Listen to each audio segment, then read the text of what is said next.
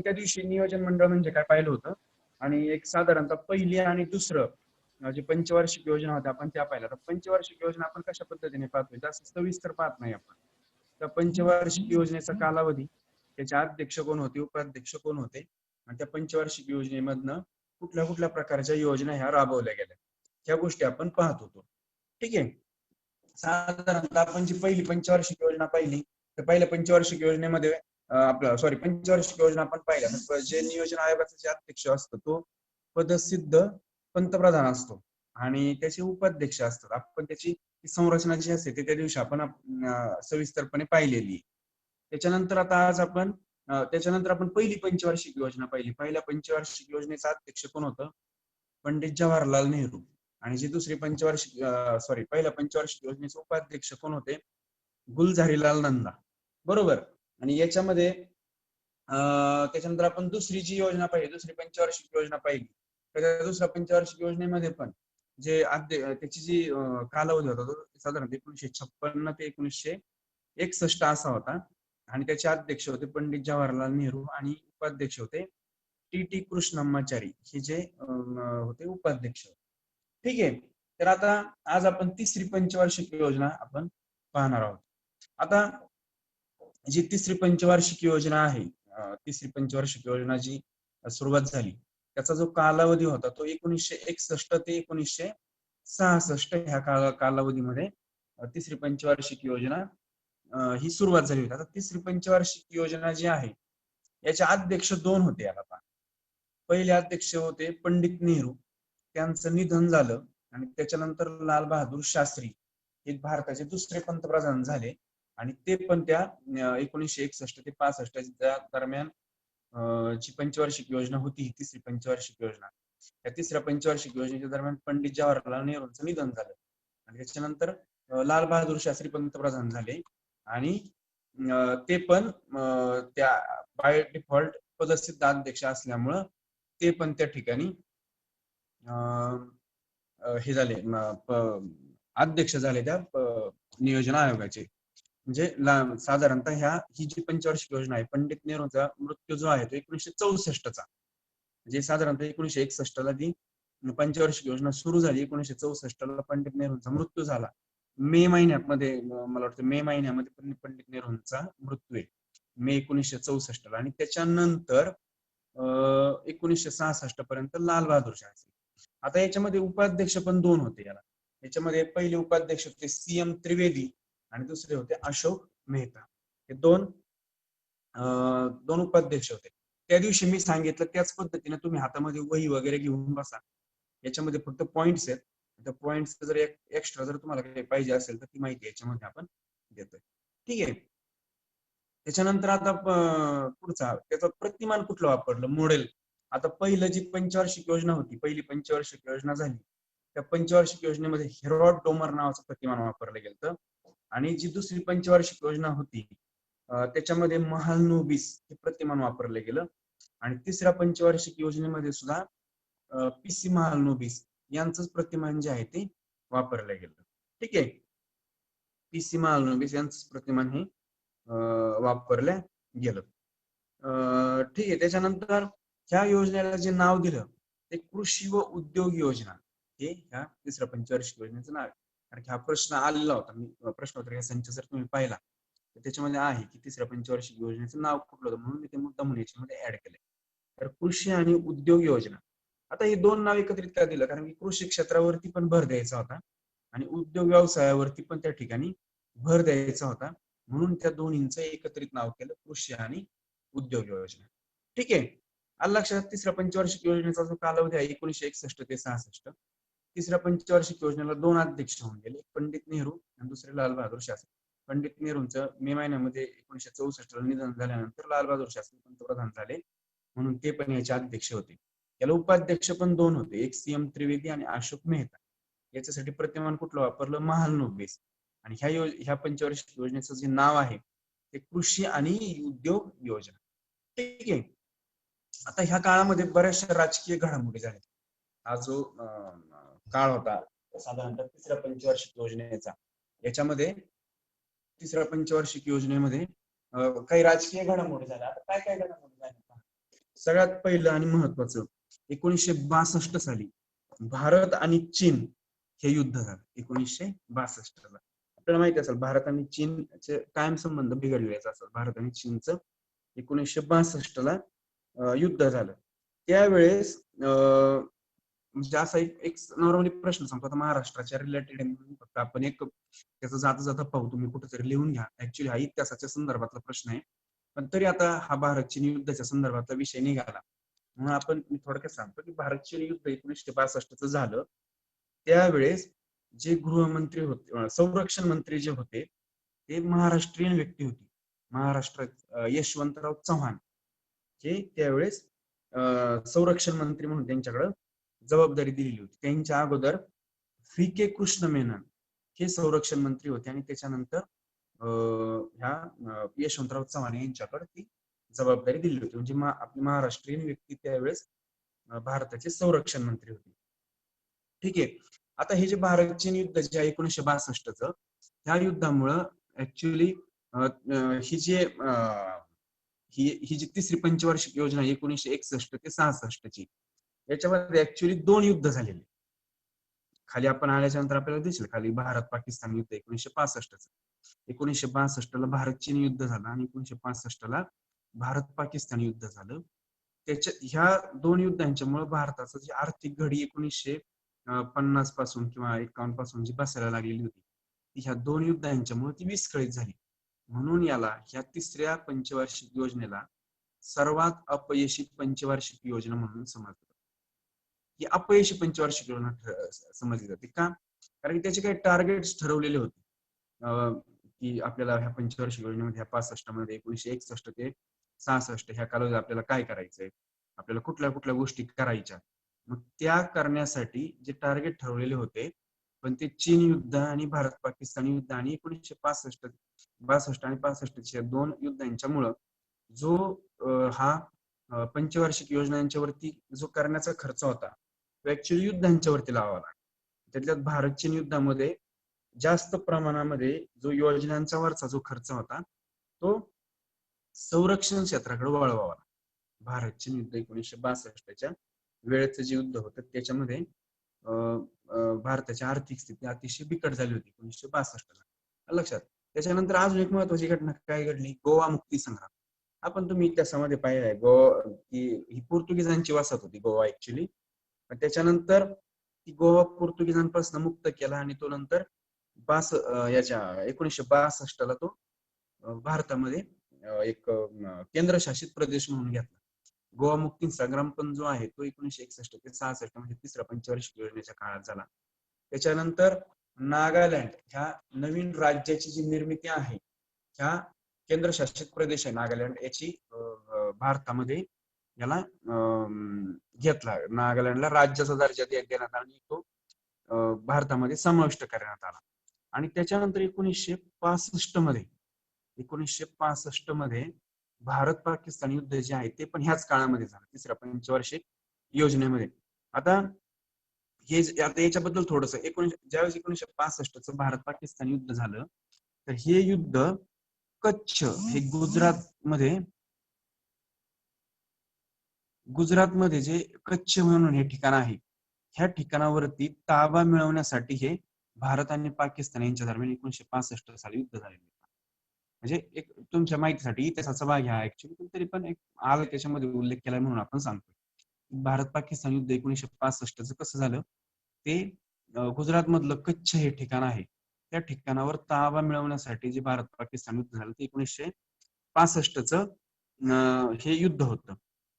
आणि हा जो युद्ध करार जो होता हा 1965चा, लाल बहादूर शास्त्री त्या ठिकाणी गेलेले होते. ताशकंद करार म्हणून प्रसिद्ध आहे, इतिहास वाचत असाल तर लक्षात येईल की हा जो भारत पाकिस्तान दरम्यान जो युद्ध थांबवण्याचा किंवा युद्ध बंदीचा जो करार झाला तो ताशकंद रशिया मधलं ठिकाण आहे.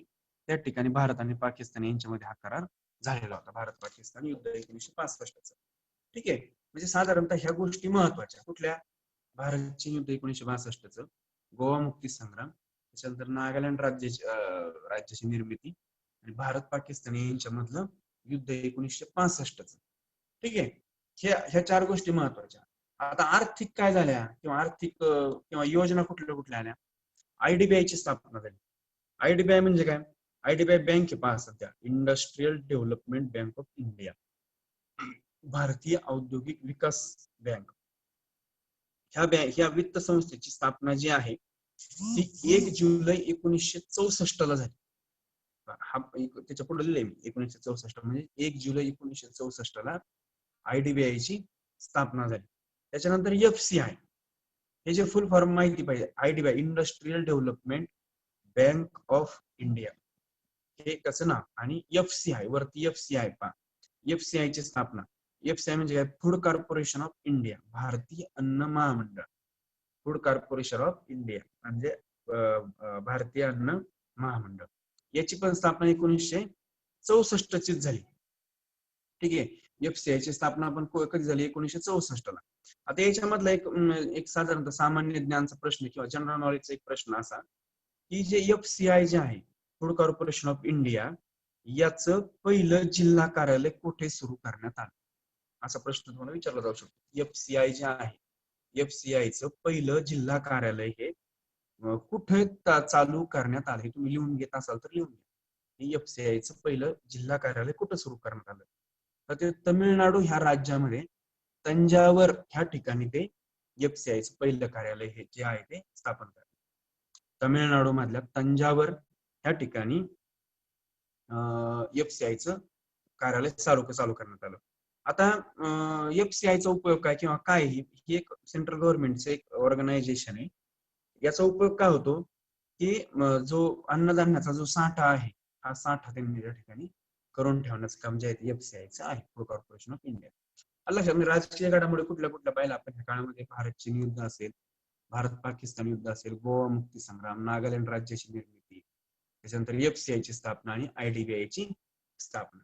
ठीक आहे. साधारणतः एवढ्या ज्या घडामोडी आहे आपण तिसऱ्या याच्यामध्ये तिसऱ्या पंचवार्षिक योजनेमध्ये आपण पाहिली. ठीक आहे. त्याच्यानंतर आता हा मी कालच्याच आपल्या परवाच्या लेक्चरला सांगितलं की योजनेला सुट्टी होती साधारणतः 1966 ते 69 हा जो काळ होता, ह्या काळाला आपण योजनेला सुट्टी असं म्हणतो. मग या काळामध्ये नियोजन झालंच नाही का? त्रास नाही. पंचवार्षिक योजनेला सुट्टी होती. त्या वार्षिक योजना वापरल्या गेल्या. म्हणजे साधारणतः 1 एप्रिल 1966 ते 61, त्याच्यानंतर 1 एप्रिल 1967 ते 31 मार्च 1968 आणि परत 1 एप्रिल 1968 ते 31 मार्च 1969. म्हणजे पंचवार्षिक योजनेच्या ऐवजी ज्या 5-5 वर्षाच्या योजना होत्या, त्याऐवजी 1 वर्षाच्या योजना ह्या काळामध्ये चालू ठेवली. त्याचं कारण काय होतं? त्याचं कारण दिलंय पहा. पाकिस्तान आणि चीन युद्धावर ही पंचवार्षिक योजनेच्या सहाय्याने नियोजन करणं ते शक्य नव्हतं. तो एक भाग झाला आणि दुसरं कारण होतं दुष्काळ पडलेला होता 1965 ला. तर ठीक आहे, अशा साधारणतः 3 योजना ह्या काळामध्ये ह्या अशा योजना ज्या आहेत त्या राबवल्या गेल्या. आता ह्या ज्या योजना होत्या 1-1 वर्षाच्या, त्यांचा अध्यक्ष कोण होतं? त्यावेळेस पंतप्रधान इंदिरा गांधी होत्या. इंदिरा गांधी योजनेला सुट्टी असण्याच्या काळामध्ये ज्या 3 वार्षिक योजना झाल्या, त्या योजनांच्या अध्यक्ष होत्या इंदिरा गांधी. आता याच्यामधल्या घडामोडी कुठल्या? याच्यामध्ये घडामोडी कुठल्या कुठल्या घडल्या? पंजाब आणि हरियाणा ह्या राज्यांची निर्मिती ह्या योजनेला सुट्टी असण्याच्या कुठल्या राज्यांची निर्मिती झाली? पंजाब आणि हरियाणा. आता याच्यामध्ये एक छोटासा प्रश्न असा जनरल नॉलेजचा, आपला महाराष्ट्र राज्याची स्थापना कधीची? 1 मे 1960 ची. तसं पंजाब जे राज्य आहे, पंजाब राज्याची स्थापना जी आहे ती 1 नोव्हेंबर 1966 ला याची निर्मिती झालेली. ठीक आहे. पंजाब आणि हरियाणा ह्या दोन्ही राज्यांची निर्मिती जी आहे 1 नोव्हेंबर 1966 म्हणजे योजना चालू असतानाच्याच काळात, 1-1 वर्षाची योजना असण्याच्या काळात. त्याच्यानंतर हरित क्रांती झाली. आपण हे काय वाचतो पहा, हरित क्रांतीच्या संदर्भात जे आहे ते आपण कायमस्वरूपी वाचतो. आता ज्यावेळेस तिसरी योजना चालू होती त्यावेळेस युद्ध झाले आणि दुष्काळ झालेला, युद्ध झाले आणि दुष्काळ झाला. त्याच्यावरती मग युद्ध आणि हा दुष्काळ झालेला असल्यामुळे काय केलं भारताने? अमेरिकेकडनं काही अन्नधान्य आयात केलं होतं. अमेरिकेकडनं अन्नधान्य घेतलेलं होतं. पण ते अन्नधान्य अतिशय निकृष्ट दर्जाचं होतं, खराब पद्धतीचं. आपण त्या दिवशी पाहिलं की गाजर गवत जे आहे ते त्याच काळात आलेलं धान्य आहे. तर हे असं निकृष्ट दर्जाचं अन्नधान्य त्यावेळेस आलेलं होतं. तर त्यावेळेस मग नॉर्मन बोरलॉग यांना हरित क्रांतीचं जनक असं, आपण हा प्रश्न बऱ्याच वेळा वाचलेला आहे की हरित क्रांतीचे जनक कोण, तर नॉर्मन बोरलॉग यांना हरित क्रांतीचे जनक असे म्हणतात. ठीक आहे. हरित क्रांतीचे जनक कोणाला म्हणतो आपण, नॉर्मन बोरलॉग. आणि हरित क्रांती कधी झाली, 1900 हरित क्रांती जी आहे ती 1966 ते 69 या काळामध्ये ती हरित क्रांती झालेली. ठीक आहे. आता ही योजनेला सुट्टीचा काळ झाला, त्याच्यानंतर याला चौथी योजना मानणार नाही आपण, 3च योजना पाहिल्या, चौथी योजना काय झालेली नाही. मग आता पुढची चौथी पंचवार्षिक योजना, याचा कालावधी काय होता, जी चौथी पंचवार्षिक योजना आहे, या चौथ्या पंचवार्षिक योजनेचा कालावधी असा होता 1969 ते 1974 ह्या काळामध्ये. याचा अध्यक्ष कोण होता, त्यावेळेचे पंतप्रधान होते इंदिरा गांधी, त्याच्या अध्यक्ष होत्या. त्याच्यानंतर याच्यात उपाध्यक्ष राहिले धनंजय गाडगीळ, हे त्याचे उपाध्यक्ष होते. चौथ्या पंचवार्षिक योजनेचे उपाध्यक्ष याच्यामध्ये मेन्शन करायचं राहिले माझ्याकडनं, तर त्याचे जे उपाध्यक्ष होते ते धनंजय गाडगीळ हे चौथ्या पंचवार्षिक योजनेचे उपाध्यक्ष होते. आता याला जे प्रतिमान होतं ते ॲलन मान आणि अशोक रुद्र हे प्रतिमान जे आहे ते त्या ठिकाणी आपण वापरलेलं होतं. ठीक आहे. आता त्याच्यामध्ये घडामोडी कुठल्या झाल्या, परत भारत पाकिस्तान युद्ध 1971चं जे भारत पाकिस्तान युद्ध आहे ते चौथ्या पंचवार्षिक योजनेच्या काळामध्ये झालं होतं. बरोबर. भारत पाकिस्तान युद्ध 1971चं, त्याच्यामध्ये आपण बांगलादेश हा पाकिस्तान पासून पूर्णपणे बाजूला काढला. बांगलादेशची निर्मिती जी आहे ती 1971च्या भारत पाकिस्तान युद्धामध्ये झालेली होती. स्वतंत्र बांगलादेश जो आहे तो बांगलादेश स्वतंत्र केला होता. त्यावेळेस भारताचं नेतृत्व कोणी केलं, जनरल माणिक शॉ. हे तुमच्या माहितीसाठी फक्त सांगतोय, ऍक्च्युअली अर्थशास्त्राचा पार्ट नाही, पण तुम्हाला माहित असावं म्हणून. स्वतंत्र बांगलादेशची निर्मिती कुठल्या पंचवार्षिक योजनेच्या काळात झाली, तर चौथ्या. आणि भारत पाकिस्तानचं ते दुसरं युद्ध होतं 1971चं, याच्यामध्ये बांगलादेशची निर्मिती झाली आणि भारताचं नेतृत्व केलं जनरल माणिक शॉ यांनी ते नेतृत्व केलं. आता ह्या योजनेच्या काळात सुद्धा बांगलादेशची निर्मिती झाल्यामुळे बरेचसे बांगलादेशी निर्वासित भारतामध्ये आले आणि भारतामध्ये पुनर्वसनाचा जो प्रश्न होता तो परत गंभीर झाला. यांचं जे बांगलादेशमधून निर्वासित भारतामध्ये आले यांचं पुनर्वसन करण्यासाठी परत एकदा अर्थव्यवस्थेवरती त्याचा गंभीर परिणाम हा झालेला होता. त्याच्यानंतर तेलाचे संकट. आता तुम्ही वाचलं असेल की तेलाचं संकट म्हणजे 1973च्या काळामध्ये 1973च्या काळामध्ये इजिप्त आणि इस्रायल यांच्या दरम्यान एक युद्ध सुरू झालं आणि त्या काळामध्ये ह्या ज्या तेलाच्या किमती होत्या 1973च्या काळामध्ये, ज्यावेळेस इजिप्त आणि इस्रायल यांच्यामधलं युद्ध चालू झालं त्यावेळेस त्या तेलाच्या किमती 400 ते 450% वाढल्या. तेलाची जी किंमत आहे त्या तेलाची किंमत ही 400 ते 450% तेलाची किंमत वाढली होती आणि त्याचाही परिणाम भारतीय अर्थव्यवस्थेवरती झाला. ते चौथ्या पंचवार्षिक योजनेचं. त्याच्यानंतर मणिपूर, त्रिपुरा आणि मेघालय ह्या राज्यांची, हे राज्यांची निर्मिती तुम्हाला माहिती पाहिजे की कुठल्या योजनेच्या काळामध्ये कुठल्या राज्याची निर्मिती झाली. मणिपूर राज्याची निर्मिती कुठल्या पंचवार्षिक योजनेच्या काळात झाली, त्रिपुराची कधी झाली, मेघालयची कधी झाली, पंजाब हरियाणाची कधी झाली, हे सगळ्या गोष्टी तुम्हाला माहित पाहिजे याच्यामध्ये. आलं लक्षात. मणिपूर, त्रिपुरा आणि मेघालय ह्या यांची जी निर्मिती आहे राज्यांची त्यावेळेस झाली. त्याच्यानंतर बोकारो लोह पोलाद उद्योग, हा पण लोह पोलाद उद्योग जो आहे तो झारखंड राज्यामध्ये त्या ठिकाणी तो निर्माण झाला. आता सध्या हा जो बोकारो लोह पोलाद उद्योग आहे हा झारखंड ह्या राज्यामध्ये आहे. आता आपण परवा दिवशी ज्या लेक्चरला पाहिलं होतं की आपल्याला लोह पोलाद उद्योग भारतामध्ये स्थापन करण्यासाठी कुठल्या कुठल्या देशांनी कशी मदत केलेली, त्याच्यामध्ये ब्रिटन असेल, जर्मनी असेल, तुमचं रशिया असेल, अशा बऱ्याच देशांनी वेगवेगळ्या प्रकारचे लोह पोलाद उद्योग स्थापन करायला आपल्याला मदत केलेली. त्याच्यातला हा जो बोकारो लोह पोलाद उद्योग जो आहे बोकारो लोहपोलाद उद्योग हा रशियाच्या आपण रशियाच्या मदतीनं हा लोहपोलाद उद्योग जो आहे तो स्थापन केलेला आहे.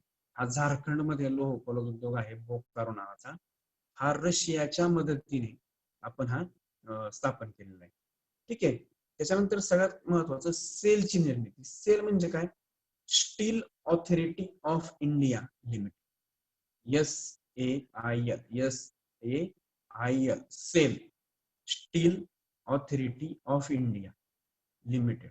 एस म्हणजे स्टील, ए म्हणजे ऑथॉरिटी, आय म्हणजे इंडिया आणि एल म्हणजे Limited. SAIL Steel Authority of India Limited याची स्थापना ही 1973 मध्ये भारत सरकारने ही केलेली. ठीक आहे. आता हा जो बोकारो लोहपोलाद उद्योग जो आहे हा नंतर हा सेल कडे ट्रान्सफर केलेला. हे पण लक्षात राहू दे की हा जो बोकारो लोहपोलाद उद्योग आहे झारखंड राज्यामधला तो नंतर सेलकडे दिलेला आहे. ही सेल जी आहे हा केंद्र शासनाचा प्रकल्प आहे. हा केंद्र शासनाची कंपनी आणि ही कंपनीकडे नंतर तो बोकारो लोहपोलाद उद्योग हा दिला. मग तुम्हाला असा प्रश्न विचारला जाऊ शकतो की सेलची निर्मिती ही कुठल्या पंचवार्षिक योजनेमध्ये केली? तर ती 4थ्या पंचवार्षिक योजनेमध्ये सेलची निर्मिती केलेली. त्याच्यानंतर अजून एक प्रश्न विचारला जातो की पुढचा पॉईंट जो आहे तो ऑपरेशन फ्लड कशाशी निगडित आहे? आपण MPSC राज्यसेवा प्रश्न येऊन गेलेला आहे तुमच्याकडे पण हा प्रश्न पोलीस भरतीला वगैरे सरळ सेवांना प्रश्न हा येऊ शकतो की ऑपरेशन फ्लड हा कशाशी संबंधित आहे? ऑपरेशन फ्लड हा दुग्धोत्पादन, दुधाचं उत्पादनाच्या संबंधात हा ऑपरेशन फ्लड आहे आणि त्यालाच आपण धवल क्रांती असं पण म्हणतो. लक्षात आलं? 1970 मध्ये ऑपरेशन फ्लड हे झालेलं. तुम्हाला याचं साल पण माहिती असं म्हणून सांगितलं की ऑपरेशन फ्लड हे दुग्ध व्यवसाय किंवा दुग्ध उत्पादन जे आहे याच्याशी रिलेटेड आहे आणि त्याला धवल क्रांती असं म्हणतात. 1970 ला याचा पहिला टप्पा हा सुरू करण्यात आला. आता याच्यासाठी पुढाकार कोण घेतला? जसं आपण पाहिलं की हरित क्रांतीसाठी कोण होतं? Doctor Norman Borlaug. तसं धवल क्रांतीसाठी वर्गीस कुरियन यांनी या ठिकाणी पुढाकार घेतला आणि ऑपरेशन फ्लड हे केलं. आता हे जे डॉक्टर वर्गीस कुरियन आहेत हे कोण आहेत? हे नॅशनल डेअरी डेव्हलपमेंट बोर्डाचे हे अध्यक्ष होते. NDDB चे अध्यक्ष. National dairy development board, national dairy development बोर्डाचे अध्यक्ष जे होते तत्कालीन अध्यक्ष वर्गीस कुरियन यांनी याच्यामध्ये ऑपरेशन फ्लड मध्ये महत्वाची कामगिरी बजावली आणि त्याला आपण धवल क्रांती असं आपण म्हणतो. ठीक आहे. आणि सगळ्यात महत्वाचं बँकांचं राष्ट्रीयकरण. 14 बँकांचं राष्ट्रीयकरण केलं 1969 ला. आता पहा ह्या 4थ्या पंचवार्षिक योजनेत पण आपण पाहतोय बँकांचं राष्ट्रीयकरण आणि पुढे गेल्याच्या नंतर पण आपण परत बँकांचं राष्ट्रीयकरण पाहणार आहे. आता ह्या राष्ट्रीयकरणामध्ये त्या राष्ट्रीयकरणामध्ये फरक काय? ज्या वेळेस इंदिरा गांधींनी 1969 ला ज्यावेळेस बँकांचं पहिलं राष्ट्रीयकरण केलं म्हणजे बँकांचं नॅशनलायझेशन, ज्या बँका होत्या त्या बँकांना राष्ट्रीयकृत बँकांचा दर्जा दिला. त्या बँका होत्या त्या बँका 14 बँकांना इंदिरा गांधींनी नॅशनलाइज बँकांचं त्याला स्वरूप दिलं किंवा आपण त्याला दर्जा दिला म्हणून राष्ट्रीयकृत बँकांचा 14 बँकांना दर्जा दिला. त्यासाठी क्रायटेरिया काय लावला होता? हाच क्रायटेरिया 4थ्या पंचवार्षिक योजनेचा आणि जो दुसरा आहे तो वेगळा. 14 बँकांचं राष्ट्रीयकरण केलं. याच्यासाठी जो क्रायटेरिया लावला होता तो यांच्या ज्या ठेवी असतात त्या 50 कोटी रुपयांपेक्षा जास्त पाहिजे. 50 कोटी रुपयांच्या पेक्षा जर जास्त ठेवी असतील अशा भारतातल्या 14 बँकांना इंदिरा गांधींनी राष्ट्रीयकरण केलं आणि त्यांना नॅशनलाइज बँकेचा दर्जा हा दिला. हे पहिलं राष्ट्रीयकरण बँकांचं 14 बँकांचं इंदिरा गांधींनी केलं 1969 ला 4थ्या पंचवार्षिक योजनेच्या काळामध्ये.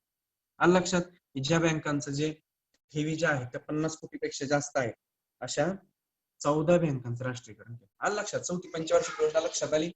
ती 1969 ते 1974 ह्या काळामध्ये 1969 ते 74 हा त्याचा कालावधी होता. त्याचा अध्यक्ष होते इंदिरा गांधी त्याचं प्रतिमान जे आहे ते ॲलन मान आणि अशोक रुद्र यांनी जे मॉडेल डिझाईन केलेलं आहे त्यानुसार ते प्रतिमान होतं. त्याच्यानंतर त्याच्यात घडामोडी कुठल्या झाल्या, भारत पाकिस्तान युद्ध 1971चं, त्याला आपण बांगलादेशचं स्वातंत्र्य, बांगलादेशला त्यावेळेस स्वातंत्र्य भेटलं होतं. त्याच्यानंतर तेलाचं संकट होतं, 400% जास्त किमती तेलाच्या वाढल्या होत्या. त्याच्यानंतर मणिपूर, त्रिपुरा आणि मेघालय ह्या नवीन राज्यांची निर्मिती केली. त्याच्यानंतर बोकारो लोह पोलाद उद्योगाची रशियाच्या मदतीने आपण स्थापना केली झारखंडमध्ये. त्याच्यानंतर steel Authority of India Limited याची पण निर्मिती झाली. त्याच्यानंतर ऑपरेशन फ्लड, दुग्ध उत्पादनाच्या रिलेटेड जी धवल क्रांती आहे ती डॉक्टर वर्गीस कुरियन NDDB अध्यक्ष यांच्या मार्गदर्शनाखाली झाली. आणि इंदिरा गांधींनी 14 बँकांचं राष्ट्रीयकरण केलं की ज्या बँकांच्या ठेवी ज्या आहेत त्या 50 कोटीपेक्षा जास्त आहेत. आलं लक्षात? ही झाली 4थी पंचवार्षिक योजना. त्याच्यानंतर पुढची 5वी पंचवार्षिक योजना. त्या 5व्या पंचवार्षिक योजनेमध्ये जी 5वी पंचवार्षिक योजना आहे त्याचा कालावधी होता 1 एप्रिल 1974 ते 31 मार्च 1978. आता पहा, तुम्ही म्हणाल की ही 4च वर्षाची पंचवार्षिक योजना झाली. आता ऍक्च्युअली ही 1979 होतं, 1974 ते 1979 हा असा कालावधी होता. पण ह्या काही राजकीय निवडणुका झाल्याच्या नंतर 1978 त्याला स्टॉप केला. आपण ते पाहू की कसं स्टॉप केलं, का स्टॉप केलं, आपण ते पाहणार. तर साधारण पंचवार्षिक योजना जी 5वी आहे 1974 ते 1979 ह्या कालावधीसाठी होती ती, पण ती 1978ला स्टॉप केली. आणि त्याच्यानंतर जे त्यावेळेस इलेक्शन झाल्या 1979ला ही संपणार होती योजना, पण इलेक्शन झाल्या, निवडणुका झाल्या भारताच्या सार्वत्रिक, आणि त्याच्यामध्ये जनता दल ह्या पक्षाचं सरकार आलं आणि त्यांनी 1978ला ही पंचवार्षिक योजना जी 1979ला संपणार होती त्यांनी 1978ला संपवली जनता दलाच्या सरकार. आता हे लक्षात आलं, ही योजना अशी, ही पंचवार्षिक नाही, 4च वर्षाची योजना राहील. याचं प्रतिमान जे आहे ते ॲलन मान आणि अशोक रुद्र हे प्रतिमान ह्या ठिकाणी वापरलं होतं. ठीक आहे. आता याचे उपाध्यक्ष पण याच्यामध्ये नाही, तर उपाध्यक्ष जे होते दुर्गा प्रसाद धर हे ह्या 5व्या पंचवार्षिक योजनेचे अध्यक्ष होते. ठीक आहे. त्याच्यानंतर आता पहा, आता याच्यामध्ये घडामोडी भरपूर आहे. ह्याच्या आपण 5वी पंचवार्षिक योजना पाहतोय, त्या पंचवार्षिक योजनेमध्ये बऱ्याच घडामोडी आहेत. आता याच्यामधली सगळ्यात पहिली घडामोड म्हणजे पोखरणची अणुचाचणी. ही कधी घेतलेली तुम्हाला माहिती असेल, पोखरणची अणुचाचणी फेमस आहे आपल्याकडे. कधी घेतलेली ही 18 मे 1974, तारीख लक्षात ठेवा. पोखरणची अणुचाचणी जी पहिली आहे ती 18 मे 1974ला भारतामध्ये पोखरण या ठिकाणी पहिली अणुचाचणी घेतली. त्यावेळेस पंतप्रधान होते इंदिरा गांधी. आपल्याला माहित पाहिजे. आपल्याला काय माहित पाहिजे आता जनरल नॉलेज साठी, पोखरणला जी अणुचाचणी घेतली 1974ला, 18 मे 1974 ह्या दिवशी पोखरण ह्या ठिकाणी जी अणुचाचणी घेतली त्यावेळेस याचं भारताचे पंतप्रधान होते इंदिरा गांधी. आणि त्यावेळेस पंचवार्षिक योजना चालू होती ही 5वी. 5व्या पंचवार्षिक योजनेमध्ये भारताची पहिली पोखरण येथे अणुचाचणी घेतली आणि त्यावेळेस त्याच्या अध्यक्ष होते इंदिरा गांधी. याच्यामध्ये अजून याच्यासाठी एक कोड वर्ड वापरला होता, सांकेतिक शब्द वापरला होता. तो कुठला वापरला होता हे सांगता येईल का तुम्हाला? याच्यासाठी एक सांकेतिक शब्द वापरला होता की ज्यावेळेस पोखरणची अणुचाचणी होईल त्यावेळेस अणुचाचणी झाली असं नाही म्हणायचं, तर त्यावेळेस एक त्यांनी एक कोड वर्ड वापरला होता, आणि बुद्ध हसला. हा त्या ठिकाणी कोड वर्ड किंवा सांकेतिक शब्द जो आहे तो वापरला होता पोखरण अणुचाचणीच्या वेळेस. हा परीक्षेला प्रश्न येऊ शकतो, तसं काय सांगता येत नाही, पण तुमच्या माहितीसाठी असं म्हणून आणि बुद्ध हसला या अशा पद्धतीचा कोड वर्ड आपण ह्या पोखरण अणुचाचणीचा ज्यावेळेस सक्सेस झाला त्यावेळेस आपण हा कोड वर्ड हा जो होता तो वापरला. 18 मे 1974ला ही अणुचाचणी केली. आणि ही अणुचाचणी झाली त्यावेळेस त्या चाचणीचा अभियानाचं प्रमुख कोण होतं? राजा रामन्ना हे जे शास्त्रज्ञ आहेत, राजा रामन्ना हे पोखरण अणुचाचणी घेतली त्यावेळेस त्या टीमचे हेड होते. आणि पंतप्रधान कोण होतं? इंदिरा गांधी. आलं लक्षात? त्याच्यानंतर सिक्कीमचं विलिनीकरण केलं, भारतामध्ये सिक्कीमचं विलिनीकरण केलं आणि ते त्याला त्याला राज्याचा दर्जा हा दिला. त्याच्यानंतर आता अजून एक प्रश्न आहे, ज्यावेळेस तुम्ही राज्यशास्त्र किंवा पॉलिटिकल सायन्सचा अभ्यास कराल त्यावेळेस तुमच्या लक्षात येईल की घटना दुरुस्ती म्हणजे काय किंवा घटना दुरुस्ती आतापर्यंत किती प्रकारच्या झालेल्या आहे. तर सर्वात मोठी घटना दुरुस्ती आतापर्यंत जी समजली जाते ती 42वी घटना दुरुस्ती जी संसदेमध्ये केली जाते. आतापर्यंत सगळ्यात मोठी जी घटना दुरुस्ती आहे ती 42वी घटना दुरुस्ती जी आहे ती ह्याच पंचवार्षिक योजनेच्या काळामध्ये झाली.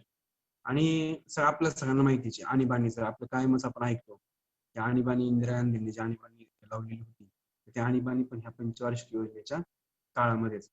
आता याच्या अनुषंगानं एक प्रश्न, आणीबाणीच्या अनुषंगाने एक प्रश्न माझा इतिहासाचा. तर ही आणीबाणी जी लावली त्या आणीबाणीची तारीख काय होती? तर ती आणीबाणी लावली ती तारीख होती 25 जून 1975. 25 जून 1975 ला भारतामध्ये आणीबाणी लागू करण्यात आली. आणि त्यावेळी आपल्याला ते तुम्ही राज्यशास्त्र वाचताना लक्षात येईल आणीबाणीचे कलम कुठले आहेत, आणीबाणीची लावण्याची हे काय असते व प्रोसिजर काय असते किंवा प्रोसेस काय असते त्याची. तर त्या आणीबाणी ज्यावेळेस लावली त्यावेळेस भारताचे राष्ट्रपती कोण होते? फखरुद्दीन अली अहमद हे त्यावेळेस आणीबाणी लावली इंदिरा गांधी त्यावेळेस ते राष्ट्रपती होते भारताचे. लक्षात आलं? आणीबाणी कधी लावली? 25 जून 1975 ला भारतामध्ये इंदिरा गांधींनी आणीबाणी लावली आणि त्यावेळेस भारताचे राष्ट्रपती कोण होते? फखरुद्दीन अली अहमद हे राष्ट्रपती होते. अजून एक जाता जाता कलम 352 नुसार ही आणीबाणी लावलेली राज्यशास्त्राचा भाग. कलम 352 जे आहे त्या कलम 352 नुसार भारतामध्ये डॉक्टर फखरुद्दीन अली अहमद यांनी इंदिरा गांधीच्या सल्ल्याने त्यांनी आणीबाणी ही जाहीर केलेली 25 जून 1975. आलं लक्षात? त्याच्यानंतर पहिलं राष्ट्रीय लोकसंख्या धोरण जे आहे ते 1976 ला जाहीर करण्यात आलं, पहिलं राष्ट्रीय लोकसंख्या धोरण. त्याच्यानंतर आपण पाहतो HDFC bank, housing development finance corporation, हा एचडीएफसी बँकेचा आपण दररोज आपल्या तोंडातून 10 वेळा शब्द येतो एचडीएफसी बँक, एचडीएफसी. पण ह्या एचडीएफसीचा फुल फॉर्म आपल्याला माहित नाही. एचडीएफसीचा फुल फॉर्म काय आहे? लिहित असेल तर लिहून घ्या. एच म्हणजे हाऊसिंग, डी म्हणजे डेव्हलपमेंट, एफ म्हणजे फायनान्स आणि सी म्हणजे corporation. Housing development finance corporation म्हणजेच एचडीएफसी ची स्थापना जी आहे ती ह्या 5व्या पंचवार्षिक योजनेच्या काळात. प्रश्न येऊ शकतो की एचडीएफसी ची स्थापना ही कुठल्या पंचवार्षिक योजनेच्या काळामध्ये झाली? तर 5व्या पंचवार्षिक योजनेच्या काळामध्ये एचडीएफसी ची स्थापना झाली. आणि एचडीएफसी ची स्थापना कोणी केली? संस्थापक कोण त्याचे? एचडीएफसी चे संस्थापक कोण? आपल्याला आपल्या बँकेमध्ये अकाउंट असतं त्या, पण आपल्याला त्याचं माहितीच नसतं काय. हसमुखभाई पारेख, हसमुखभाई पारेख, हसमुखभाई पारेख यांनी 1977 मध्ये एचडीएफसी बँकेची स्थापना केली. हसमुखभाई पारेख यांनी 1977 ला एचडीएफसी बँकेची स्थापना केली. ठीक आहे. त्याच्यानंतर प्रादेशिक ग्रामीण बँका ह्या पण स्थापन केल्या. आता प्रादेशिक ग्रामीण बँकांचा एक संदर्भ आहे पहा. प्रादेशिक ग्रामीण बँका हे कधी स्थापन झाल्या लक्षात ठेवायला सगळ्यात सोपं 2 ऑक्टोबर 1975. 2 ऑक्टोबरला आपली महात्मा गांधींची जयंती असते त्या दिवशी ते प्रादेशिक ग्रामीण बँकांची जी स्थापना जी आहे ती केलेली. ठीक आहे. आणि सगळ्यात पहिल्यांदा प्रादेशिक ग्रामीण बँका 5 स्थापन करण्यात आल्या. सगळ्यात सुरुवातीला 5 ग्रामीण बँका, प्रादेशिक ग्रामीण बँका ह्या स्थापन करण्यात आल्या.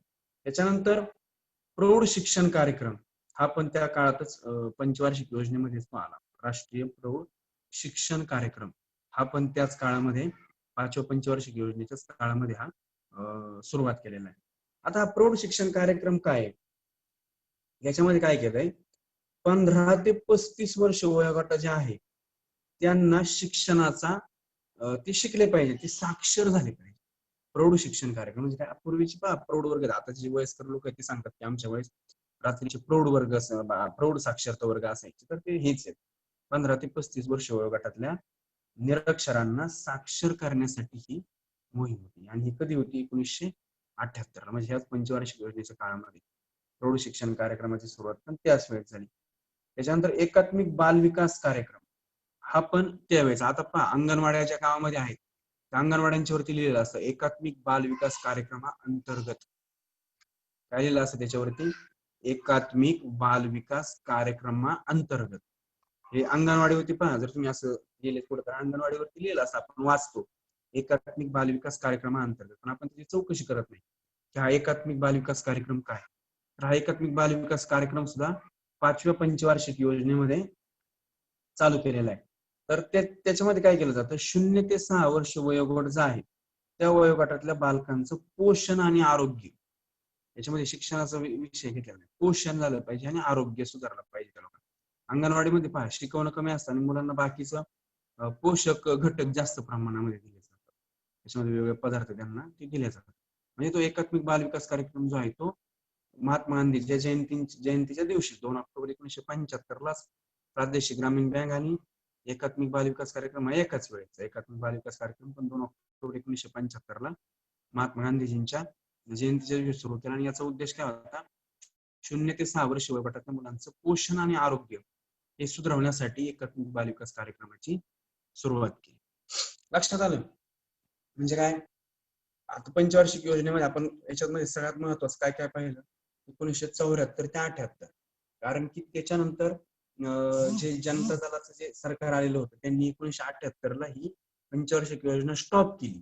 म्हणजे 1979 पर्यंत चालली असेल पण त्यांनी 4थ्याच वर्षी ती स्टॉप केली. त्याच्यानंतर त्याचे अध्यक्ष कोण होते, इंदिरा गांधी. प्रतिमान कुठलं, ॲलन मान आणि अशोक रुद्र. आणि याच्यातल्या महत्वाच्या घडामोडी कुठल्या, पोखरणची अणुचाचणी, सिक्कीमचं विलिनीकरण, 42वी घटना दुरुस्ती, ही सगळ्यात आतापर्यंतची मोठी घटना दुरुस्ती आहे. त्याच्यानंतर आणीबाणीचं पण त्यावेळेसच पहिलं राष्ट्रीय लोकसंख्या धोरण. त्याच्यानंतर एचडीएफसी ची स्थापना झाली, हसमुख भाई पारेख यांनी एचडीएफसी ची स्थापना केली. त्याच्यानंतर प्रादेशिक ग्रामीण बँक याची स्थापना झाली, प्रौढ शिक्षण कार्यक्रमाची, आणि एकात्मिक बाल विकास कार्यक्रम जो आहे तो ह्या पंचवार्षिक योजनेच्या काळामध्येच वापरला गेला. आता पहा, आता सरकती योजना म्हणजे काय, याला म्हणजे सरकती योजना आपण म्हणजे सरकती योजना म्हणजे काय आपण हे पाहू आणि नंतर मग योजनेमध्ये काय काय घडामोडी झाल्या त्या. आता ही योजना काय झाली सरकती योजना, याच्यामध्ये काय झालं, जी 5वी योजना जी लागू केलेली होती ती मध्ये स्टॉप केली आणि त्याच्याऐवजी स्वतःची एक योजना जी आहे ती चालू केली, तिला सरकती योजना असं म्हटलं जातं. आणि किंवा याला 6वी योजना आपण म्हणू शकत नाही, कारण की फक्त याचा कालावधी जो होता तो 1978 ते 1980 ह्याच कालावधीमध्ये होता. आता या सरकत्या योजनेचा उद्देश काय होता, की समजा आता आपण पंचवार्षिक योजना पाहिल्या, याच्यामध्ये 5 वर्षाचा प्लॅन असतो आणि हा 5 वर्षाचा प्लॅन करत असताना काहीतरी कुठल्या तरी क्षेत्रामध्ये गुंतवणूक करायचं ठरवलं जातं आणि त्याच्यासाठी 5 वर्ष पूर्ण वाट पाहिली जाते, तो क्षेत्र विकसित होण्यासाठीची वाट पाहावी लागली जाते. तर याच्यासाठी पंचवार्षिक योजना असतात. पण एक ह्या ज्या सरकत्या योजना ज्या होत्या 1-1 वर्षाच्या, याच्यासाठी काय केलं, 1-1 वर्षाचं लक्ष ठेवायचं. म्हणजे 5 वर्षाचं टार्गेट ठेवण्याऐवजी 1-1 वर्षाचं टार्गेट ठेवायचं आणि ते होतंय का नाही होत टार्गेट पूर्ण हे त्याच्यामध्ये पाहायचं. म्हणून ही सरकती योजना जी आहे ती चालू केली होती. त्याचे अध्यक्ष जे होते ते मोरारजी देसाई, त्यावेळेस पंतप्रधान असताना मोरारजी देसाईंनी ही सरकती योजना चालू केली. त्यांनी पंचवार्षिक योजना ह्या बंद केल्या. आता या सरकती योजनेचा कालावधी काय होता, 1 एप्रिल 1978 ते जानेवारीलाच ही स्टॉप झाली. जानेवारी 1980 ही 1980 लाच ही योजना बंद झाली होती, सरकती योजना. आलं लक्षात. आता 1980 ला परत निवडणुका झाल्या आणि काँग्रेसचं सरकार परत आलं. मग त्याच्यामुळे काँग्रेसने काय केलं, जानेवारी 1980 ला ही सरकती योजना बंद केली आणि त्याच्याऐवजी परत त्यांच्या ज्या पंचवार्षिक योजना होत्या, स्वतःची 6वी पंचवार्षिक योजना ती लागू केली. आलं लक्षात. म्हणजे जी 5वी योजना ही 1 वर्ष अगोदर बंद केली, त्याचं कारण काय, जनता दलाचं सरकार आलेलं होतं, मोरारजी देसाई त्याचे पंतप्रधान होते, म्हणून त्यांनी काय केलं, ती एक 4थ्याच वर्षी स्टॉप केली आणि नंतर त्यांनी सरकती योजना ही साधारणतः 2 वर्ष लावली. आता ही सरकती योजनेच्या काळामध्ये त्याचं प्रतिमान काय होतं, त्याचं प्रतिमान कुठलं होतं त्याचं, तर लकडावाला ही त्याचं प्रतिमान होतं. डीटी लकडावाला यांनी दारिद्र्य निर्मूलनासाठी पण चांगल्या पद्धतीने काम केलेलं आहे, त्यांचं प्रतिमान या ठिकाणी वापरलं गेलेलं आहे. ठीक आहे. आता काळामध्ये घडामोडी कुठलं झाला पहा. याच्यामध्ये 1979 ला तेलाचं संकट ते जे होतं ते पूर्ण, पण त्यावेळेस जे 400% होतं आता ते 100% वरती आलं. 100% किमती वाढलेल्या होत्या, ते 400% वाढल्या. त्याच्यानंतर अशोक मेहता समिती, ही समिती आपल्यापैकी बऱ्याच जणांना माहिती असेल. अशोक मेहता समिती, तर ज्यांनी राज्यशास्त्राचं थोडंफार पुस्तक वाचलेलं असेल पंचायत राजचं, तर त्यांच्या लक्षात येईल. ह्या समितीने काय केलं, पंचायत राज ही संस्था, पंचायत राजच्या व्यवस्थेत द्विस्तरीय रचनेचं यांनी काम केलं. अशोक मेहता समिती जी आहे त्यांनी पंचायत राजच्या द्विस्तरीय व्यवस्थेमध्ये काम केलेलं आहे. त्याच्यानंतर जिल्हा उद्योग केंद्रांची स्थापना झाली. जिल्हा उद्योग केंद्र, जिल्हा उद्योग केंद्रांचं काम काय, वेगवेगळ्या जिल्ह्याच्या ठिकाणी उद्योग केंद्र स्थापन करणं आणि लघु उद्योग, कुटीर उद्योग जे आहे यांना वेगवेगळ्या प्रकारचं मार्गदर्शन करण्याचं काम हे जिल्हा उद्योग केंद्रांनी केलं. त्याच्यानंतर अंत्योदय योजना, ही अतिशय महत्वाची अंत्योदय योजना. आता आपण लॉकडाऊनच्या काळामध्ये जर तुम्ही पेपरला वाचला असाल तर या अंत्योदय योजनेच्या संदर्भात बऱ्यापैकी माहिती यायची काय. तर अंत्योदय योजना काय होती, जे बीपीएल मधले लोक आहेत, बीपीएल म्हणजे काय, दारिद्र्य रेषेखाली जे लोक आहेत यांना वित्तीय मदत पुरवण्याचं काम ह्या अंत्योदय योजनेच्या अंतर्गत झालं होतं.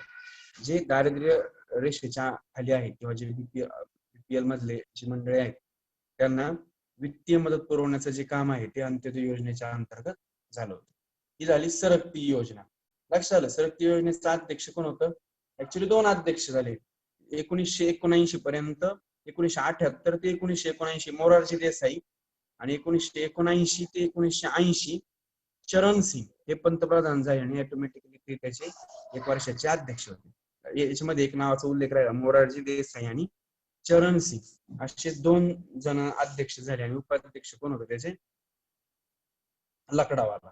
ठीक आहे. आणि याच्यामध्ये ह्या काळामध्ये कुठल्या कुठल्या हे झालं, याच्यामध्ये तेलाचं संकट, अशोक मेहता समिती, द्विस्तरीय पंचायत राज समिती, त्याच्यानंतर जिल्हा उद्योग केंद्राची स्थापना ह्याच काळात झाली आणि अंत्योदय योजना ही पण ह्याच काळामध्ये झालेली होती.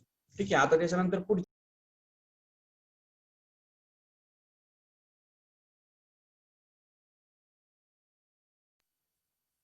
ठीक आहे. आता आपण पाहिलं की जानेवारी 1980 मध्ये काँग्रेसचं सरकार आल्याच्या नंतर सरकती योजना बाजूला पडल्या आणि त्याच्याऐवजी त्यांनी परत त्यांच्या ज्या पंचवार्षिक योजना होत्या त्या पंचवार्षिक योजनांची परत एकदा सुरुवात केली. ठीक आहे. पंचवार्षिक योजना त्यांनी परत चालू केल्या आणि ह्याच 6व्या पंचवार्षिक योजनेच्या काळामध्ये इंदिरा गांधी ज्या पंतप्रधान होत्या त्यांची हत्या झाली आणि राजीव गांधी पंतप्रधान झाले, म्हणून इथं अध्यक्ष 2 दाखवलेले. इथं अध्यक्ष किती दाखवले, 2 दाखवले. 1980 ते 85 चा काळ आहे आणि अध्यक्ष इंदिरा गांधी आणि राजीव गांधी असे 2 अध्यक्ष दाखवलेले. तर साधारणतः 1980 पासून ते 84 पर्यंत, 84 ला इंदिरा गांधींची हत्या झाली, 1984 पर्यंत इंदिरा गांधी होते आणि त्याच्यानंतर मुदत संपेपर्यंत राजीव गांधी. ठीक आहे. आता याच्यात उपाध्यक्ष पहा, याचे उपाध्यक्ष 3 जण उपाध्यक्ष होऊन गेले. उपाध्यक्ष कोण कोण होते, एन डी तिवारी, हे साधारणतः 1981 पर्यंत राहिले. त्याच्यानंतर 1981 पासून ते 1984 पर्यंत शंकरराव चव्हाण, महाराष्ट्रीयन व्यक्ती, महाराष्ट्राचे मुख्यमंत्री पण होते शंकरराव चव्हाण, हे पण 1981 ते 84 काळामध्ये उपाध्यक्ष होते. आणि 1984 ते 85 या काळामध्ये साधारणतः नरसिंहराव जे आहेत त्यांना 2 ते 3 महिन्याचा कालावधी भेटला. नोव्हेंबरच्या वेळेस त्यांना पदभार दिला आणि जानेवारी 1985 ला साधारणतः 2-3 महिने पी व्ही नरसिंहराव उपाध्यक्ष होते. 3 उपाध्यक्ष होते, एन डी तिवारी, शंकरराव चव्हाण आणि पी व्ही नरसिंहराव हे 3 उपाध्यक्ष होते. त्याच्यानंतर याचं प्रतिमान काय होतं, याचं मॉडेल कुठलं, तेच ॲलन मान आणि अशोक रुद्र हेच प्रतिमान याचं होतं. आता ह्या योजनेला नाव काय दिलं, आता ऍक्च्युली याच्यामध्ये राहिलं माझं नाव टाकायचं, पण ह्या योजनेला नाव कुठलं होतं, दारिद्र्य निर्मूलन आणि रोजगार निर्मिती हे ह्या योजनेचं गरिबी हटाव, थोडक्यात गरिबी हटाव जे आहे ते ह्या योजनेचं 6व्या पंचवार्षिक योजनेचं हे 6व्या पंचवार्षिक योजनेचं उद्दिष्ट होतं. ठीक आहे. त्याच्यानंतर आता याच्या काळामध्ये घडामोडी कुठल्या कुठल्या झाल्या, operation blue star, operation blue star हे आपल्याला माहिती असेल. आपण जर 9वीचं इतिहासात जर पुस्तक पाहिलं इतिहासाच्या संदर्भात तर ते आपल्याला लक्षात येईल की सुवर्ण मंदिरामध्ये जे अतिरेकी शस्त्र घेऊन थांबलेले होते तर त्यांच्यावरती जे ऑपरेशन वापरलं ते ऑपरेशन ब्लू स्टार म्हणून होतं. त्यांच्यावरती जी कारवाई केली ते ऑपरेशन ब्लू स्टारच्या अंतर्गत झाली होती. आणि ह्या अतिरेक्यांनी सुवर्ण मंदिरामध्ये हे लपलेले होते. अतिरेक होते ते सुवर्ण मंदिरामध्ये हे लपलेले होते आणि त्यांना बाहेर काढण्यासाठी ऑपरेशन ब्लू स्टार हे ऑपरेशन या ठिकाणी करावं लागलं होतं. ठीक आहे. त्याच्यानंतर हे जे आहे ते 3 ते 6 जून, मला वाटतं 3 जून ते 6 जूनच्या काळामध्ये 4 दिवसाच्या काळामध्ये ऑपरेशन ब्लू स्टार झालेलं होतं. त्याच्यानंतर भोपाळ गॅस दुर्घटना ही पण या 6व्या पंचवार्षिक काळामध्येच ही योजना ही दुर्घटना पण झाली होती. डिसेंबर 1984 मध्ये विषारू वायू बाहेर पडला होता आणि जवळपास 3,500 लोकांचा याच्यामध्ये भोपाळ गॅस दुर्घटनेमध्ये मृत्यू झालेला होता. ठीक आहे. ऑपरेशन ब्लू स्टार म्हणजे काय, ते याच्यातलं आपल्या सुवर्ण मंदिरामधलं. आणि भोपाळ गॅस दुर्घटनेमध्ये जवळपास 3,500 लोकांचा मृत्यू झाला होता, विषारू वायू बाहेर पडला.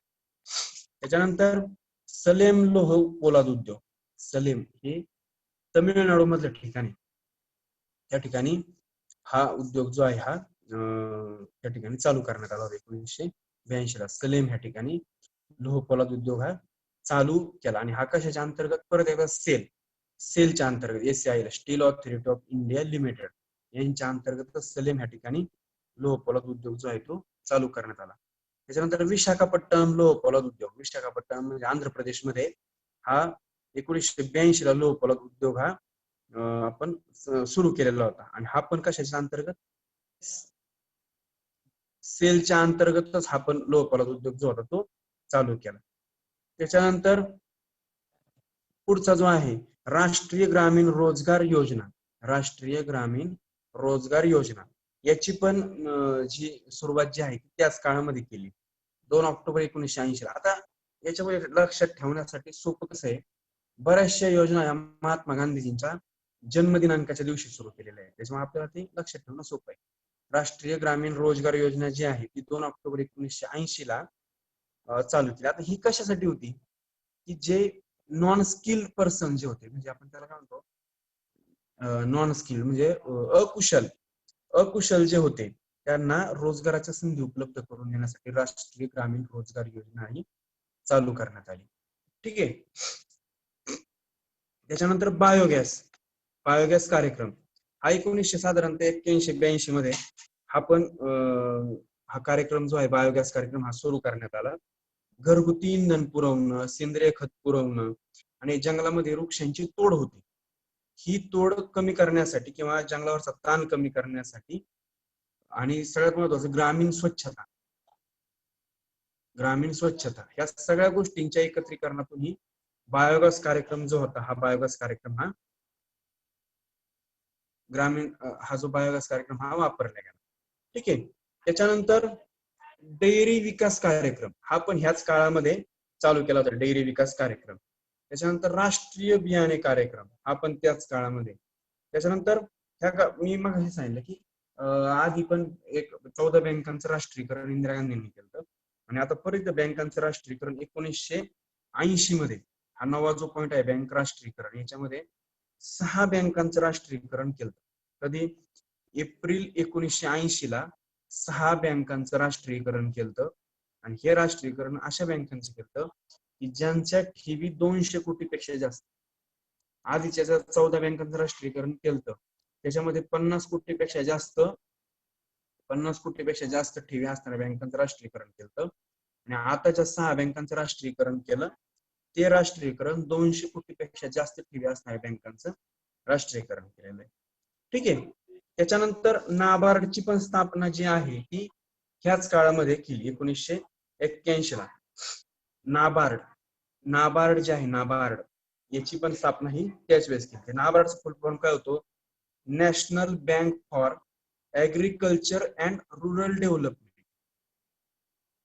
नाबार्ड म्हणजे काय, national bank for agriculture and rural development. हे नाबार्ड ही जी संस्था आहे, या संस्थेचं ते पूर्ण नाव आहे, national bank for agriculture and rural development. हे नाव जे आहे ते नाबार्डचं. आता हे नाबार्डची जी स्थापना केली ही कुठली समिती होती, कुठल्या समितीच्या शिफारशीनुसार केली, तर याची समिती जी होती ती शिवरामन समिती या समितीच्या शिफारशीनुसार 1981 ला ह्या नाबार्डची स्थापना केली. आणि या नाबार्डच्या स्थापनेचा जो उद्देश होता तो काय होता, रिझर्व्ह बँकेचा कृषी पतविभाग पाहणे, म्हणजे शेतीला किंवा उद्योगांना वेगवेगळ्या प्रकारे निधी देणं हे नाबार्डचं काम होतं. आलं लक्षात, म्हणजे साधारणतः ह्या 6व्या पंचवार्षिक योजनेची कामं खूप आहे.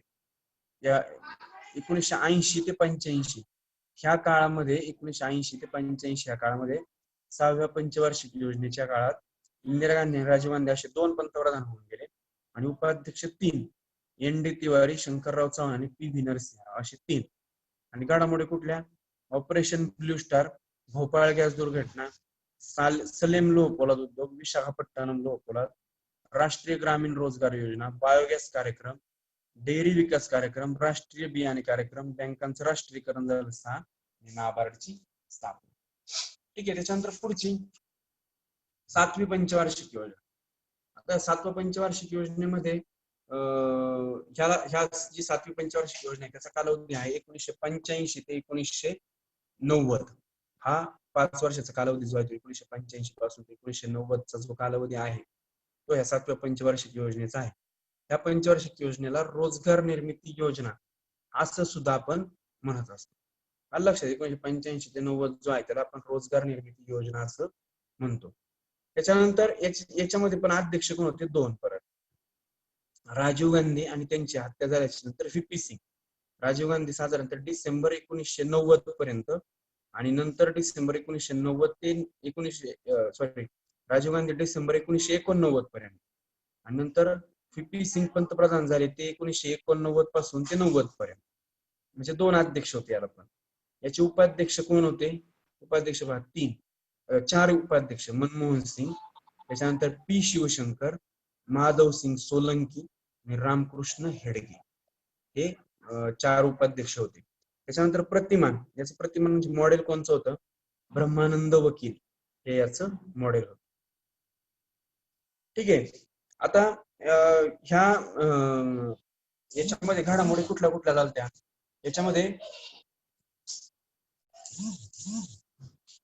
याच्यामध्ये बोफोर्स प्रकरण, हे जे बोफोर्स तोफांचं प्रकरण पाठीमाग आपण 9वीच्या पुस्तकामध्ये पण याचा उल्लेख केला आणि टीव्हीला पण प्रकरण काम दाखवतात. बोफोर्स प्रकरण याच्यामध्ये झालं.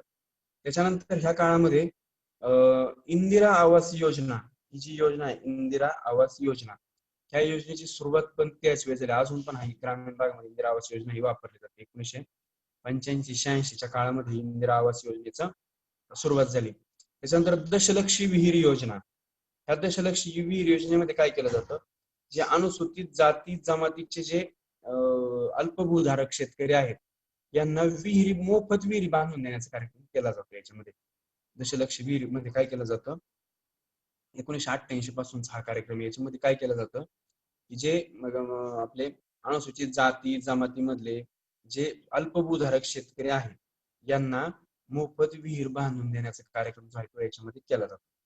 त्याच्यानंतर जवाहर रोजगार योजना, ही पण त्याच काळामध्ये चालू केली.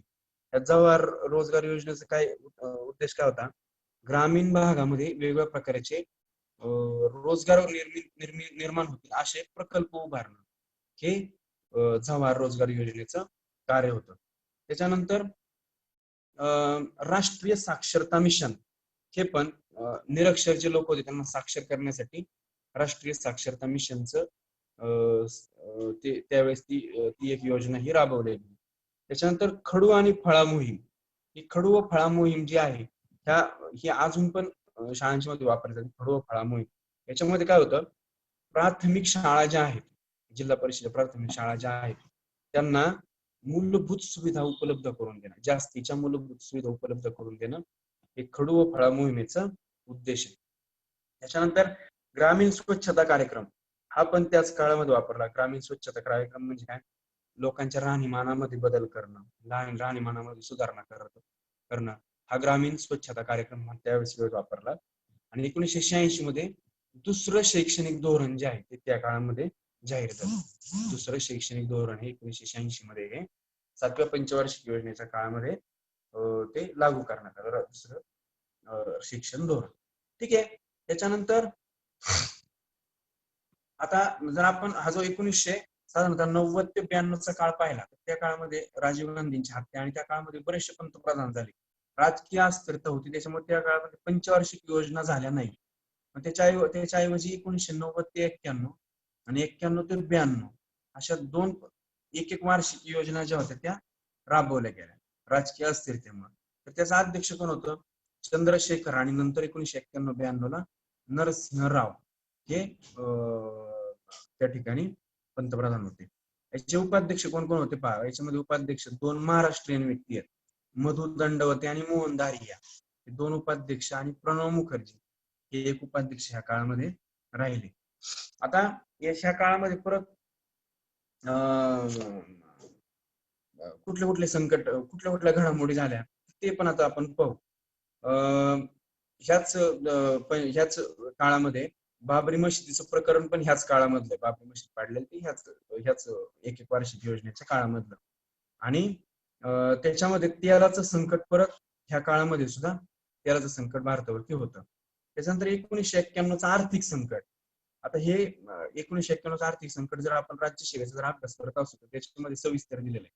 आपण फक्त हेच याच्यामध्ये लक्षात ठेवायचं 1991चं आर्थिक संकट. या आर्थिक संकटातून सावरण्यासाठी उदारीकरण, खाजगीकरण आणि जागतिकीकरण हे त्या काळामध्ये ग्लोबलायझेशन वगैरे आपण जे म्हणतो ना 1991च्या आर्थिक संकटातून सुरुवात झाली. त्याच्यानंतर हर्षद मेहता घोटाळा. हर्षद मेहता घोटाळा हा मुंबई शेअर मार्केट मधला एक दलाल होता, ब्रोकर होता आणि त्याने हा घोटाळा केला होता.